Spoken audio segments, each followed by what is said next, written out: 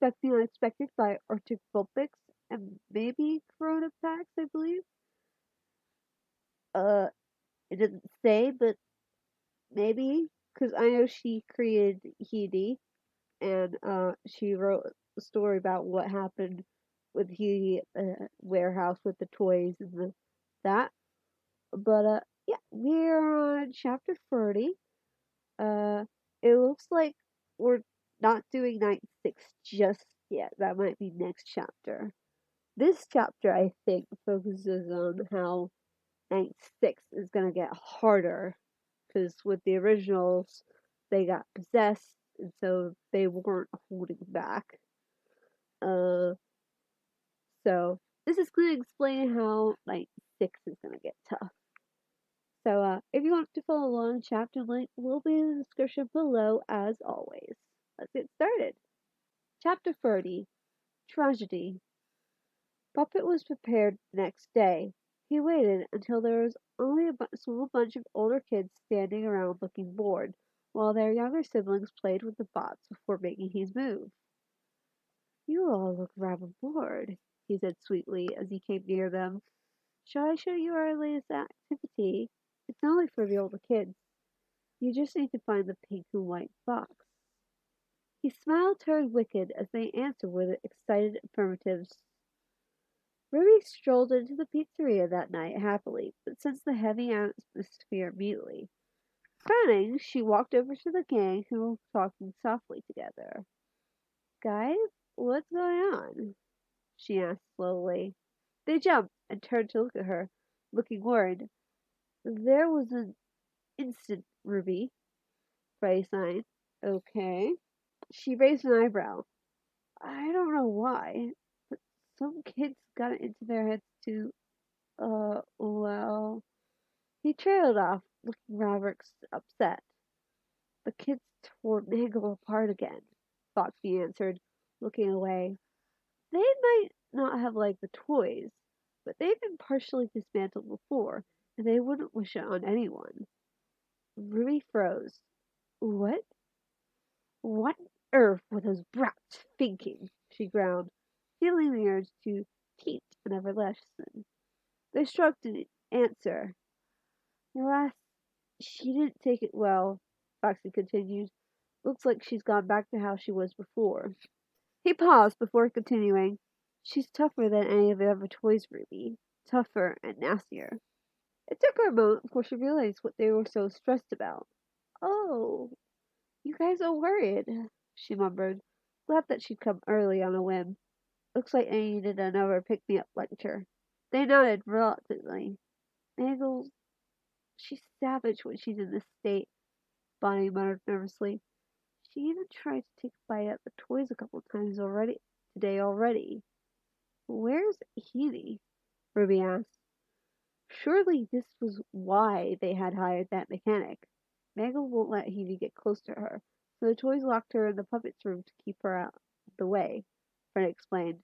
They're pretty confident about tonight, Chica mumbled softly, looking very worried. Ruby sighed. How many times do I have to say this? Stop worrying about me so much. I'll make a plan. Ruby. Chica tried to say something, but Ruby cut her off. No, listen, guys. I'll be fine. Don't go losing faith in me because of this. She smirked confidently. They watched her walk off to the office nervously, and she felt her smirk fade when she was out of sight. Why did this feel very convenient? The marionette, or puppet as he would answer to Eeyore, often kept his opinion to himself, especially concerning oddness. But the night guard was undoubtedly odd, and he hated her, like all night guards and adults. But this teenager's oddness simply infuriated him. After all, it was hard to pull the strings on a puppet when the pieces wouldn't play by the rules. Unfortunately, he didn't have much room to adapt his playing strategy what with being trapped in his box most of the night and having to make an effort to not be in the same room as the night guard if he wanted to keep his endoskeleton and face in one piece. Seriously, he was not a clown. The night guard, the puppet refused to call him by a name, had stopped caring about winding his music box a long time ago, it seemed. since she usually just duct taped his box shut and then, worst of all, stole his music box to hide somewhere. He usually spent most of the next day looking for it. It was torturous not having it playing, as each section could pass during the night. The puppet's imagination of bringing the night guard's neck grew more and more vivid. He scowled at a corner of his box and reminded himself that this night would be different. He had made sure that it would be different. Night 6. Night 6.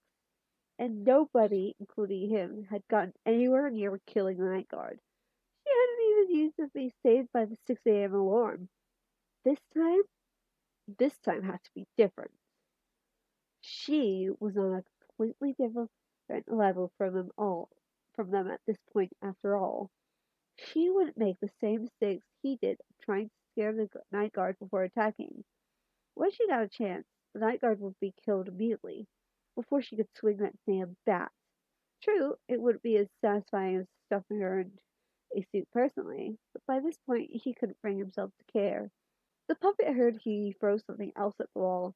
She had been in a foul and panicky mood ever since she found out about Mangle, and the toys had no choice but to lock her in his room just to keep her away from the violent animatronic. Maury? He heard Heidi say coldly from outside his box after a moment. I know you're in there. Of course. Where else would I be? He asked shortly. Maury? What did you do? She asked, voice strained. What I needed to, the puppet retorted sharply. Heidi slammed her fist down on top of his box suddenly. She's your friend, you monster, she yelled. She's your friend, and you. Her voice caught on a sob. To get rid of the night guard, we should be willing to do anything, the puppet hissed, rising out of his box suddenly. He couldn't help but let his resentment for the mechanic grow. He didn't like her, hated her even. She was an adult after all. However, she was one of the marginally, not completely bad ones, and she did fix his music box along with the toys. Thus she was tolerable. However, she was too smart for the puppet to manipulate easily, and she did not let him pull her strings. And she was far too against killing the night guard plan. This is going too far, puppet, Edie growled back, tears stinging her eyes. I don't expect you to understand, the puppet said, but you need to trust me. His voice suddenly took on that sickly sweet tone he used when he wanted to manipulate someone. Now that this is what needs to be done, for peace, I can't possibly ask you to help us. Somehow that seemed to be exactly what he was asking for. But please, stay out the way at least. He hated having to be polite to her. For peace? He said, her voice calm, yet with a dangerous undertone. Can you even hear yourself, Mari? This is wrong. Hunting a teenager for something that you seem to think all night guards need to be punished for? When it couldn't possibly be your fault. And doing that to your friend? When she's already been through so much? She brought her face closer to the puppet, but he didn't even blink. If you think I'm going to stand idly by while all my friends and charges succumb to a delusion of right and wrong, then you really don't know me all that well yet. I'm sticking around because I happen to believe there is good inside you all. I have just enough hope that I believe you will someday come to your senses. She lowered her voice a bit. Ruby deserves to live just as much as anyone else. She's not an evil person that you need to protect children from. I'm beginning to believe that you're the one people need to be protected from. She looked at the door at the pain on her face clear as day.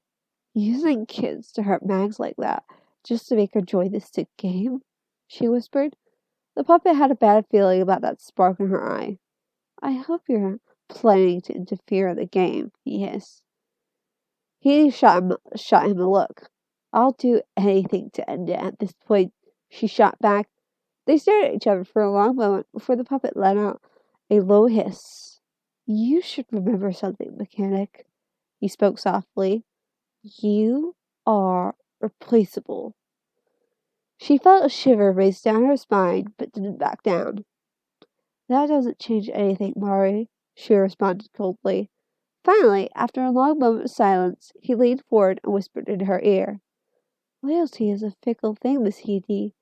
Easily broken, yet easy to bend. Difficult to create, and difficult to mend. Even if that is your specialty, be careful how far apart you tie the strings of your loyalty. Every string you tie, friends, families, ideals, well, you see, they're each attached to you. Somehow his smile seemed to get wider, like a little puppet. It brought up a finger and tapped her nose with each of those words. Ada just looked at him steadily, creeped out, yet not flinching from the light taps on to her face and the friendly close proximity. And if you tie too many strings too far apart, and they each give a pull in different directions, well, he chuckled lightly but with very little humor. You might just end up ripped apart. The puppet finished with a slight hiss. He narrowed her eyes at the fret. We wouldn't want that. Of course not, dear, it said with a slight hint of fake cheerfulness. With that, it disappeared into its box and closed the lid as the chimes started and the sex night began. Ooh, what do we think's gonna happen? Although, don't tell me, because I want you to go to the link, click the chapter link, and leave a review when you do that. But yeah, I hope you enjoyed this chapter. If you did, leave a like. Be sure to subscribe, and again, leave a review. This author deserves the love. Go do that, and then come back and tell me what you think. But if you don't go tell them, and I don't want to know, you don't have to have an account either. You can leave a guest review. It just means the author can't respond personally to you. That's all. So go leave a review, make their day. But yeah, and if you do, come back and tell me. Yeah. Anyway, I will see you guys next Friday with a new video.